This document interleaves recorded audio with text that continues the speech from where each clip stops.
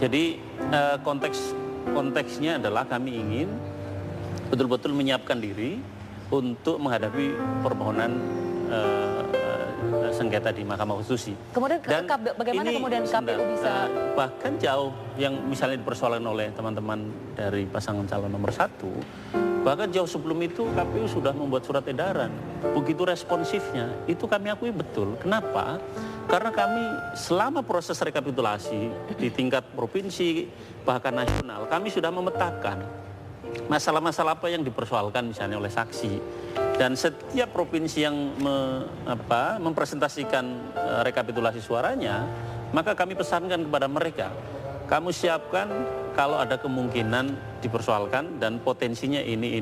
Karena gambaran itu sudah muncul di dalam proses rekapitulasi dan secara teknis kemudian kami surati mereka. Baik. Jadi sebetulnya responsif ini sejak dari awal kami lakukan. Kemudian bagaimana KPU ini bisa membuat masyarakat setidaknya yakin Pak bahwa KPU tidak ada maksud apa-apa loh. Ini hanya untuk mengumpulkan bukti. Bagaimana Pak pertanggungjawabannya? Karena tidak bisa dipungkiri memang masih banyak masyarakat yang curiga. Dari tim hukum dari pasangan calon nomor 1 sudah betul.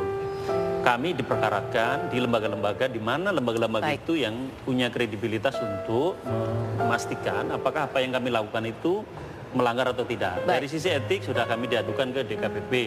Dari sisi sengketa kelembagaan kami sudah diadukan ke Bawaslu.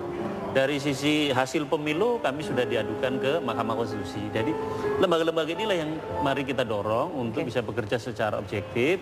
Apakah apa yang sudah dilakukan oleh KPU itu betul-betul apa yang sebagaimana yang disampaikan oleh KPU atau memang apa yang disampaikan oleh Pak Magdir dan kawan-kawan itu. Baik. Saya pikir begini, mestinya saya pikir kebijakan yang harus diambil oleh KPU sekarang ini adalah moratorium pembukaan kotak-kotak suara ini. Sehingga ini tidak menimbulkan masalah. Itu. Ini akan lebih baik. Bagaimanapun juga kan kita bicara tentang itikat baik. Ya. Kalau kita bicara tentang itikat baik, mari hentikan. Gitu. Ketika ada orang berkeberatan.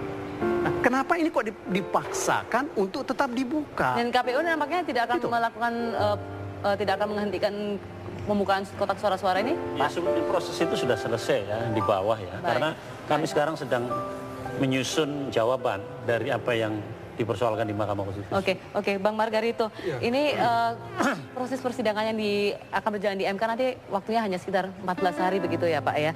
Bang, kemudian juga masih banyak pertanyaan-pertanyaan, banyak celah-celah yang dianggap bisa melegalkan, bisa memberikan peluang untuk kecurangan-kecurangan itu terjadi.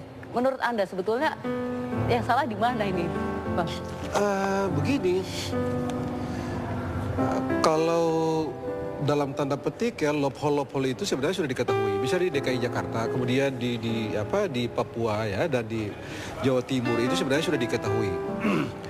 Yang mau saya katakan begini, KPU ini kan melaksanakan pemilu kemarin dengan satu tagline pemilu yang berintegritas, ya, kredibel dan segala macam gitu ya.